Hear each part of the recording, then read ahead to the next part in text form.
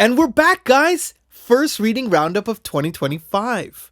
Welcome back, everybody. Welcome back to the channel. I hope you had a wonderful vacation, read some great books. Here's some of the books that I read this week, in the week ending January 6th, 2025.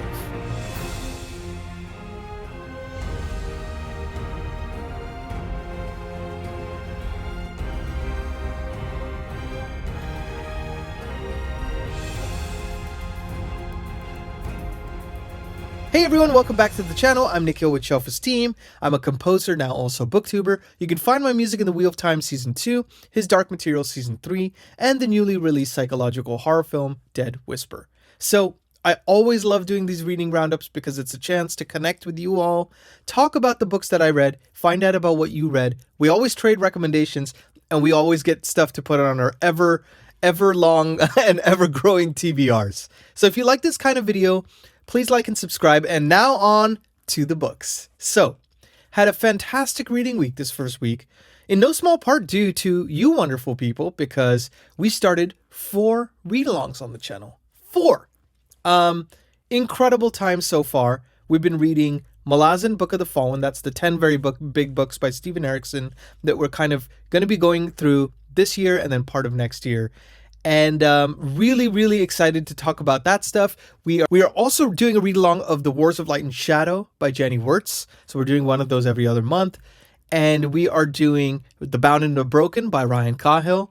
And then we're also doing the Matthew Corbett series by Robert McCammon. More of a historical fiction, little horror suspense elements. So very different palette here. So pick your poison. Please join us. We have a Discord now that's 56 strong. We are on the FABLE app and we're having great discussions there. So let's talk a little bit more in detail about the books that I read. So let's start off with one of the non-read-along books, because this one is actually pretty special to me personally.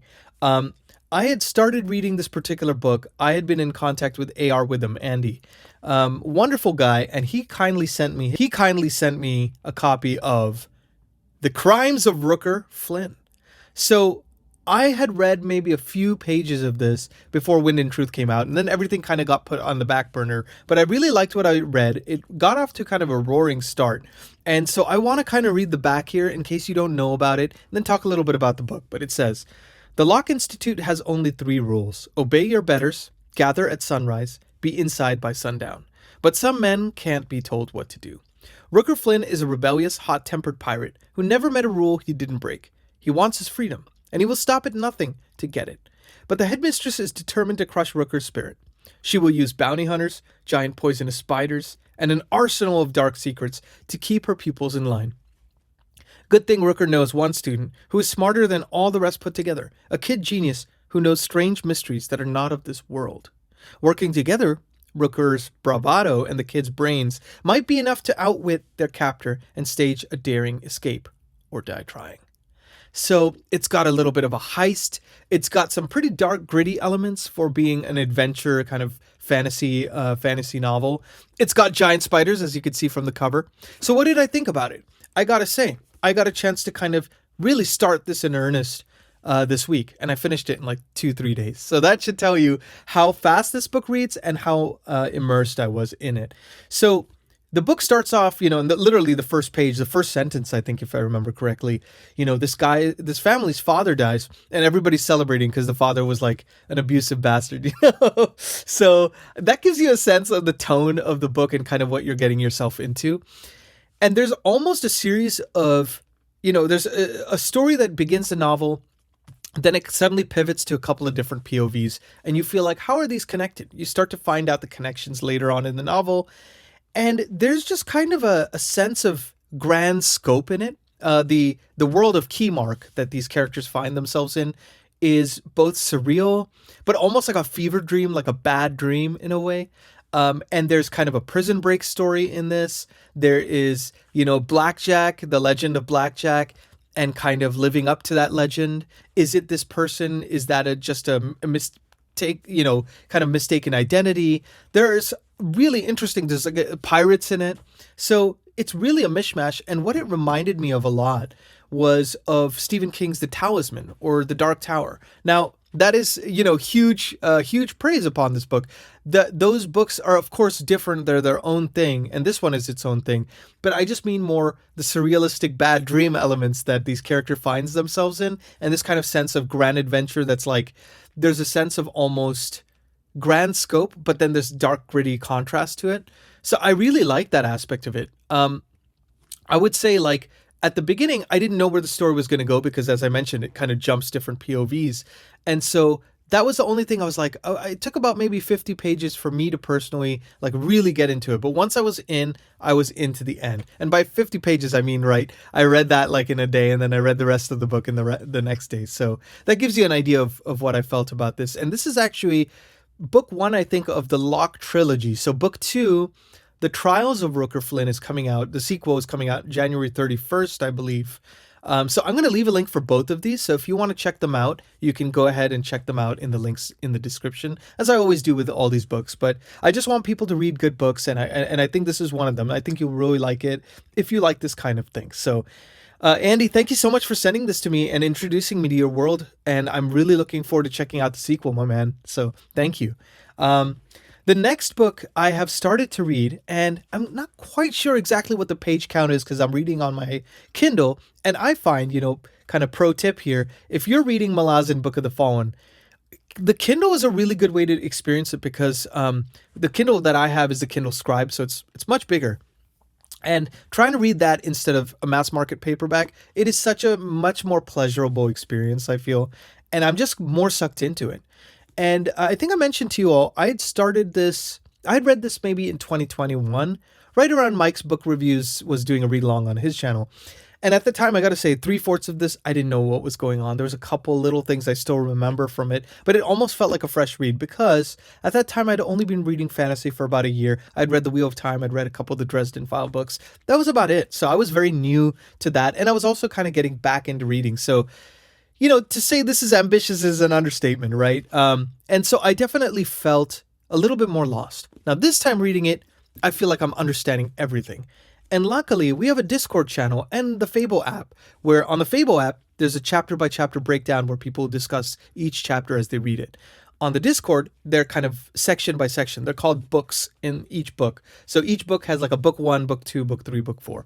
And they're kind of the subsections of each book. So I have finished book 1 now I think there's 7 in this first entry. It's the smallest Malazan entry at just a cool 666 pages. And I am absolutely loving this so far. I feel like Steven Erikson's world, he like drops you in, but each character is extremely interesting to me. Like Paran, who I hope I'm pronouncing. If I'm butchering any of these, let me know in the comments as well, because I apologize. This is all new for me. But Paran's character is very interesting to me. Tattersail's character is so badass. Like I can already tell I'm going to just love her character. There's some interesting conventions in here of like, I'm trying to figure out how to say this without spoiling anything, but there's like little resurrections and things that happen to specific characters. And this is early on in book 1. So you could tell that the scope of this thing is massive. Like there's a battle that happens on the 2nd or 3rd chapter that would easily be the finale of any other book. So the scope of everything is massive. And I'm really glad that we're, getting to read this as a group. So there's 37 people, I believe, reading this right now. And it seems like unanimously people are really enjoying it. Some people are having trouble figuring out little bits and pieces here, but we're all there to help each other out. And that's the best part about doing a read along. So it's not too late. If you haven't joined us yet, it's only the 6th now that you're going to be watching this video. And so please feel free to join us. I'm trying to space things out so that people have ample time to read. We have a whole month to read this book. So please, don't be shy. Come down and say hi and dip your toes in the water and see what you think. But I'm really loving this so far. And I'm excited to check this out. In fact, once I turn off this camera, I'm definitely going to be reading this and the other book that I started, which was book 1 of the Wars of Light and Shadow series, The Curse of the Mistwraith by Janny Wurts. One beautiful cover that was also illustrated by Janny Wurts, so goes to show how multi-talented she is. But this is one of those books where every single sentence is like perfectly constructed. I don't even know how to describe it better than that. And yet, it's not it's not for the sake of. Does that make sense? Every sentence serves a story. So it serves a dual purpose, that it serves the story, it serves the characters, but it's just beautifully constructed. So I'm really falling in love with Janny's works. And I'm just really looking forward to seeing where this leads. This is now at page 85, and it's interesting because there are two characters, one that represents light, one that represents shadow, and already you're starting to see that nothing is as it seems. And I'm interested to see both how these characters evolve as people and how their relationship evolves as well. So really, really cool. It is also complex like Malazan is, so it's kind of crazy I'm reading these both at the same time. But at the same time, we're reading one of these every other month, so people can read multiple of these read-alongs as well. And a bunch of people are reading like 2, 3, even 4. I'm reading all 4 myself so that I can, join in with you all and have those discussions. But please feel free to join us on this one as well if you so choose. So that leads to what am I going to read this coming week? So I'm definitely going to read Malazan Book of the Fallen, and I'm also going to read Curse of the Mistwraith. I'm really excited to read both of these. In fact, today I'll probably try to knock out some pages and just kind of dive into the worlds a little bit. And then I'm also going to be reading The Fall by Ryan Cahill. So this is the 98-page novella that kind of starts the Bound and the Broken series. Now, if you choose to read the Bound and the Broken series, you can start at book 1, which is Of Blood and Fire, and then read The Fall.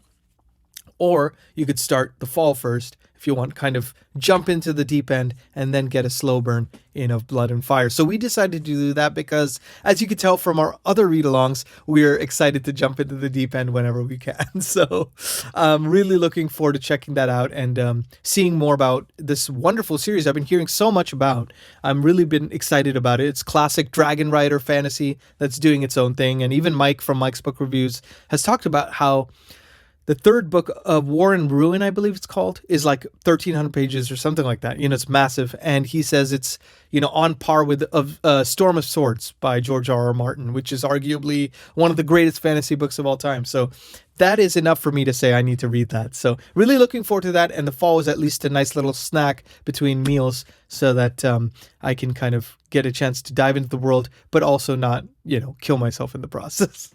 So that leads to, let's talk a little bit about this week on the channel. So like I mentioned, we got a bunch of new people on the Discord. So welcome. I got a chance to welcome you in the Discord, but I also want to give you a shout out here, everyone. And thank you so much for taking the time to introduce yourselves. And it's really great because the Discord is very varied. There's people there that have read actually Malazan Book of the Fallen and Wars of Light and Shadow, know it back to front, and they're kind of giving us tips as we go through it. And they're enjoying re-experiencing these for the first time through our eyes, which I'm eternally grateful for. There's people who are, very new readers who haven't read very much in their adult life, and they're trying to jump back into it, and now they get to jump back in with friends. So that's always a really nice thing.